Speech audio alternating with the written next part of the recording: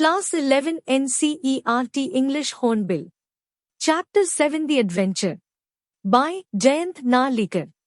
Notice these expressions in the text. Infer their meaning from the context. Blow-by-blow account. De facto. Morale booster. Astute. Relegated to. Doctored accounts. Political acumen. Gave went to. Now, let's start. The Jijamata Express sped along the Pune-Bombay route considerably faster than the Deccan Queen. There were no industrial townships outside Pune. The first stop, Lonavla, came in 40 minutes. The Ghat section that followed was no different from what he knew. The train stopped at Karjat only briefly and went on at even greater speed. It rode through Kalyan. Meanwhile, the racing mind of Professor Gaitonde had arrived at a plan of action in Bombay. Indeed, as a historian he felt he should have thought of it sooner. He would go to a big library and browse through history books. That was the surest way of finding out how the present state of affairs was reached. He also planned eventually to return to Pune and have a long talk with Rajendra Deshpande, who would surely help him understand what had happened. That is, assuming that in this world there existed someone called Rajendra Deshpande. The train stopped beyond the long tunnel. It was a small station called Sarhad. An Anglo-Indian in uniform went through the train checking permits. This is where the British Raj begins. You are going for the first time, I presume? Khan Sahib asked.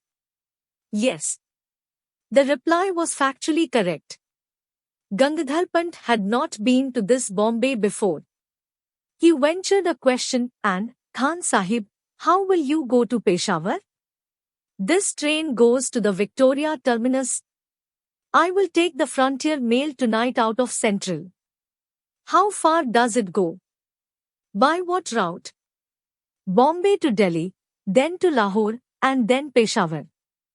A long journey. I will reach Peshawar the day after tomorrow. Thereafter, Khan Sahib spoke a lot about his business, and Gangadhar Pant was a willing listener.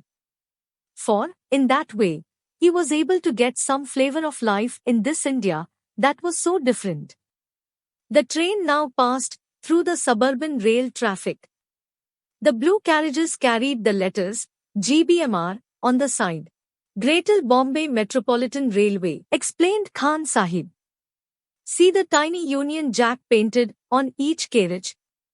A gentle reminder that we are in British territory. The train began to slow down beyond Dadar and stopped only at its destination, Victoria Terminus. The station looked remarkably neat and clean. The staff was mostly made up of Anglo-Indians and Parsis, along with a handful of British officers. As he emerged from the station, Gangadhar Pant found himself facing an imposing building.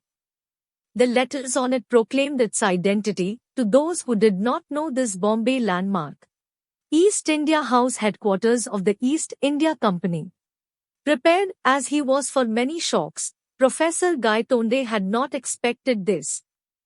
The East India Company had been wound up shortly after the events of 1857, at least, that is what history books said. Yet, here it was, not only alive but flourishing.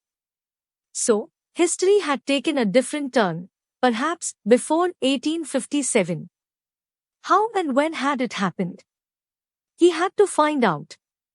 As he walked along Hornby Road, as it was called, he found a different set of shops and office buildings. There was no handloom house building. Instead, there were Boots and Woolworth departmental stores, imposing offices of Lloyds, Barclays, and other British banks, as in a typical high street of a town in England. He turned right along Home Street and entered Forbes Building. I wish to meet Mr. Vinay Gaitonde, please, he said to the English receptionist. She searched through the telephone list, the staff list, and then through the directory of employees of all the branches of the firm. She shook her head and said, I am afraid I can't find anyone of that name either here or in any of our branches. Are you sure he works here? This was a blow, not totally unexpected. If he himself were dead in this world, what guarantee had he that his son would be alive? Indeed, he may not even have been born. He thanked the girl politely and came out. It was characteristic of him not to worry about where he would stay. His main concern was to make his way to the library of the Asiatic Society to solve the riddle of history. Grabbing a quick lunch at a restaurant, he made his way to the town hall. Yes, to his relief, the town hall was there, and it did house the library. He entered the reading room and asked for a list of history books including his own. His 5 volumes duly arrived on his table. He started from the beginning. Volume 1 took the history up to the period of Ashoka, Volume 2 up to Samudragupta, Volume 3 up to Muhammad Ghori, and Volume 4 up to the death of Aurangzeb. Up to this period history was as he knew it. The change evidently had occurred in the last volume. Reading Volume 5 from both ends inwards, Gangadhar Pant finally converged on the precise moment where history had taken a different turn. That page in the book described the Battle of Panipat, and it mentioned that the Marathas won it handsomely.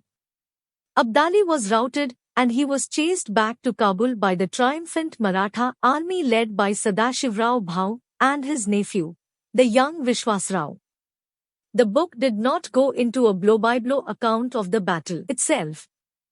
Rather, it elaborated in detail its consequences for the power struggle in India. Gangadhar Pant read through the account avidly. The style of writing was unmistakably his, yet he was reading the account for the first time. Their victory in the battle was not only a great morale booster to the Marathas, but it also established their supremacy in northern India. The East India Company, which had been watching these developments from the sidelines, got the message and temporarily shelved its expansionist program. For the Peshwas, the immediate result was an increase in the influence of Bhausahib and Vishwasrao, who eventually succeeded his father in 1780 AD. The troublemaker, Dada Sahib, was relegated to the background and he eventually retired from state politics. To its dismay, the East India Company met its match in the new Maratha ruler, Vishwasrao. He and his brother, Madhvarao, combined political acumen with valor and systematically expanded their influence all over India. The company was reduced to pockets of influence near Bombay, Calcutta, and Madras, just like its European rivals, the Portuguese and the French. For political reasons, the Peshwas kept the puppet Mughal regime alive in Delhi. In the 19th century, these de facto rulers from Pune were astute enough to recognize the importance of the technological age dawning in Europe. They set up their own centers for science and technology. Here, the East India Company saw another opportunity to extend its influence. It offered aid and experts. They were accepted only to make the local centers self-sufficient. The 20th century brought about further changes inspired by the West. India moved towards a democracy. By then, the Peshwas had lost their enterprise, and they were gradually replaced by democratically elected bodies. The Sultanate at Delhi survived even this transition, largely because it wielded no real influence. The Shahenshah of Delhi was no more than a figurehead to rubber stamp the recommendations made by the Central Parliament. As he read on, Gangadhar Pant began to appreciate the India he had seen. It was a country that had not been subjected to slavery for the white man. It had learned to stand on its feet and knew what self-respect was. From a position of strength, and for purely commercial reasons, it had allowed the British to retain Bombay as the sole outpost on the subcontinent. That lease was to expire in the year 2001, according to a treaty of 1908. Gangadhar Pant could not help comparing the country he knew with what he was witnessing around him. But, at the same time, he felt that his investigations were incomplete. How did the Marathas win the battle? To find the answer, he must look for accounts of the battle itself. He went through the books and journals before him. At last, among the books he found one that gave him the clue. It was Bhausahebanchi Bakhar. Although he seldom relied on the Bakhars for historical evidence, he found them entertaining to read. Sometimes, buried in the graphic but doctored accounts, he could spot the germ of truth. He found one now in a 3-line account of how close Vishwasrao had come to being killed. And then Vishwasrao guided his horse to the melee where the elite troops were fighting and he attacked them. And God was merciful. A shot brushed past his ear. Even the difference of a till, sesame, would have led to his death. At 8 o'clock the librarian politely reminded the professor that the library was closing for the day. Gangadhar Pant emerged from his thoughts. Looking around he noticed that he was the only reader left in that magnificent hall. "I beg your pardon, sir. May I request you to keep these books here for my use tomorrow morning? By the way, when do you open?" "At 8 o'clock, sir." The librarian smiled. Here was a user and researcher right after his heart. As the professor left the table, he shoved some notes into his right pocket. Absent-mindedly, he also shoved the Bakhar into his left pocket. He found a guest house to stay in and had a frugal meal. He then set out for a stroll towards the Azad Maidan. In the Maidan he found a throng moving towards a pandal. So, a lecture was to take place. Force of habit took Professor Gaitonde towards the pandal. The lecture was in progress, although people kept coming and going. But Professor Gaitonde was not looking at the audience. He was staring at the platform, as if mesmerized. There was a table and a chair, but the latter was unoccupied. The presidential chair unoccupied. The sight stirred him to the depths. Like a piece of iron attracted to a magnet, he swiftly moved towards the chair. The speaker stopped in mid-sentence, too shocked to continue. But the audience soon found voice. "Vacate the chair. This lecture series has no chairperson. Away from the platform, Mr. The chair is symbolic, don't you know?" What nonsense! Whoever heard of a public lecture without a presiding dignitary? Professor Gaitonde went to the mic and gave vent to his views. "Ladies and gentlemen, an unchaired lecture is like Shakespeare's Hamlet without the Prince of Denmark. Let me tell you." But the audience was in no mood to listen. "Tell us nothing. We are sick of remarks from the chair, of vote of thanks, of long introductions. We only want to listen to the speaker. We abolished the old customs long ago. Keep the platform empty, please." But Gangadhar Pant had the experience of speaking at 999 meetings and had faced the Pune audience at its most hostile. He kept on talking. He soon became a target for a shower of tomatoes, eggs, and other objects.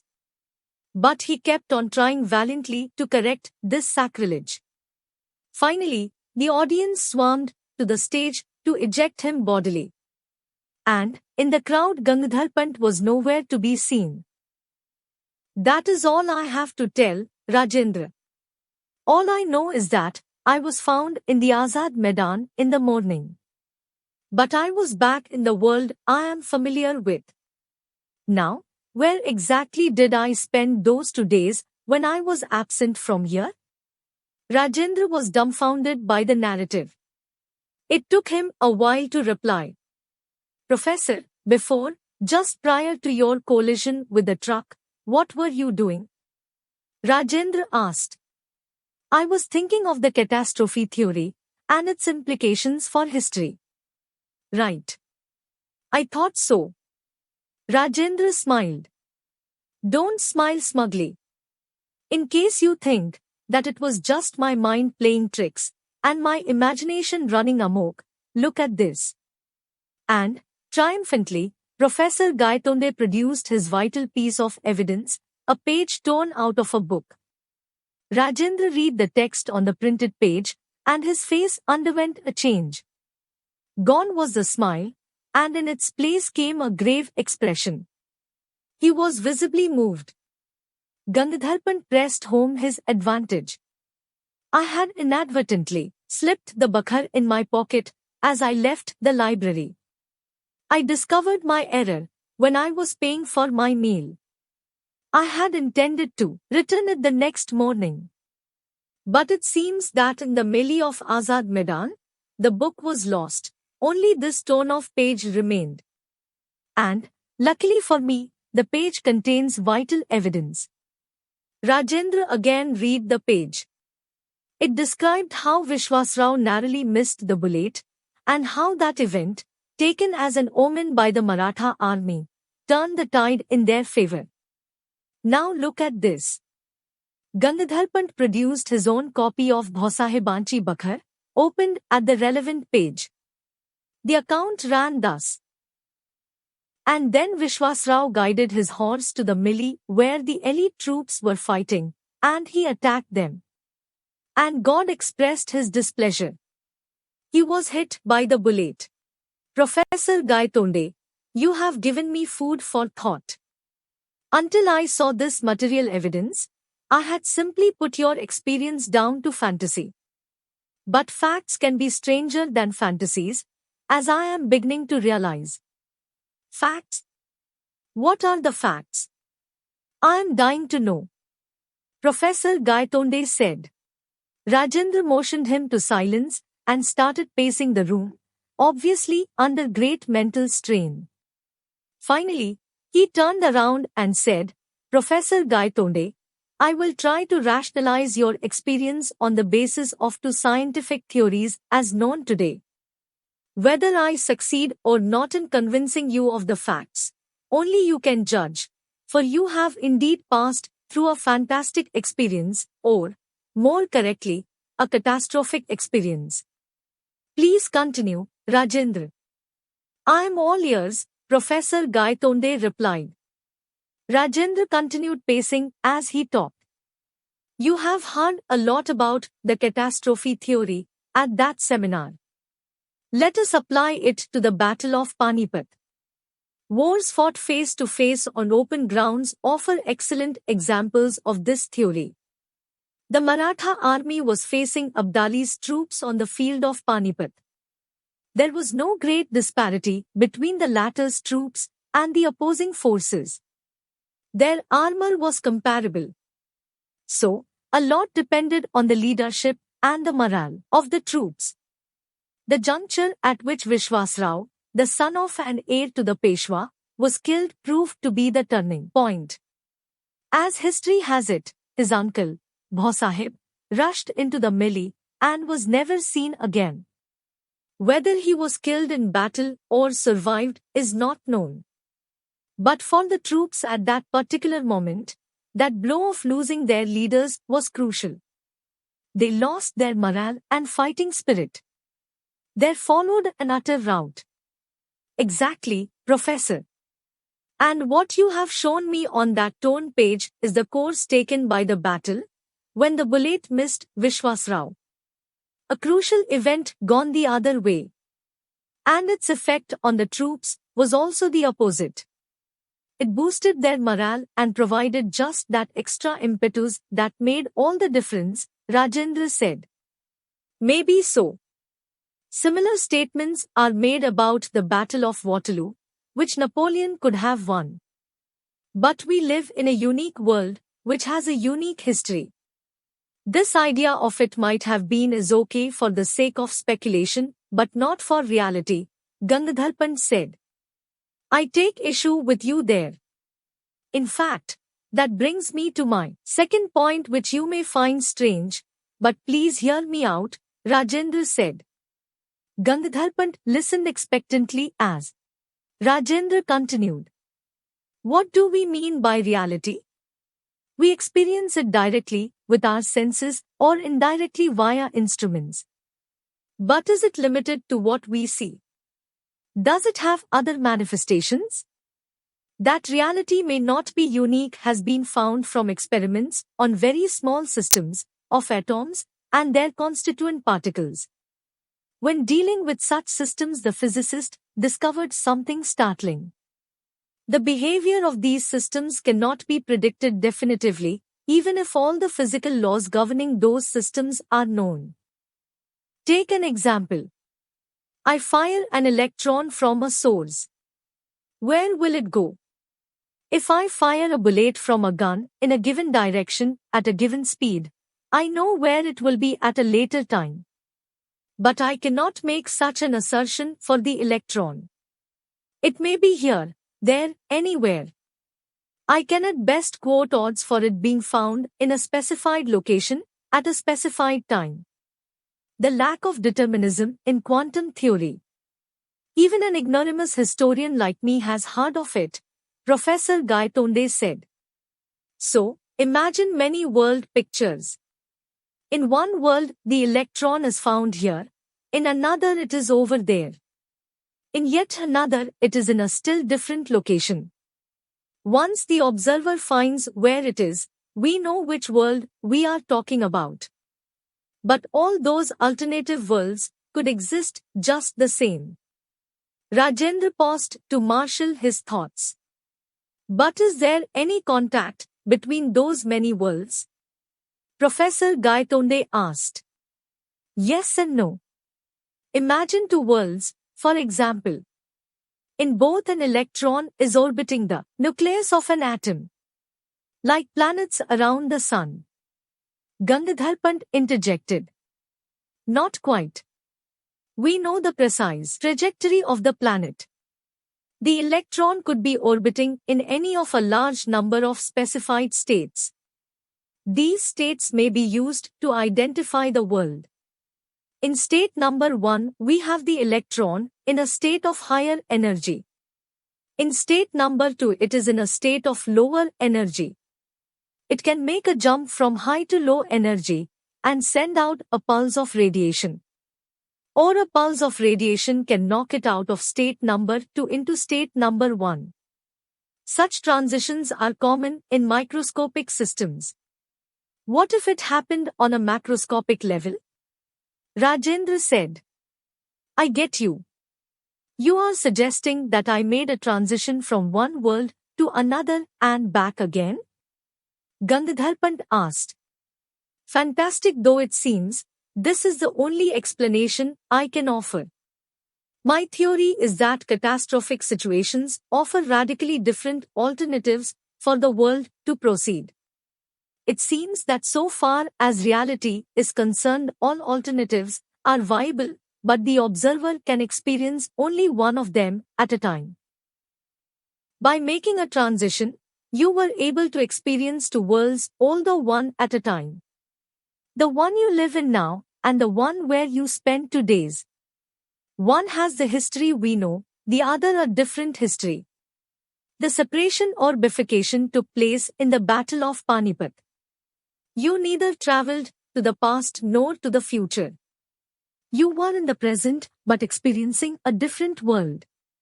Of course, by the same token, there must be many more different worlds arising out of bifurcations at different points of time.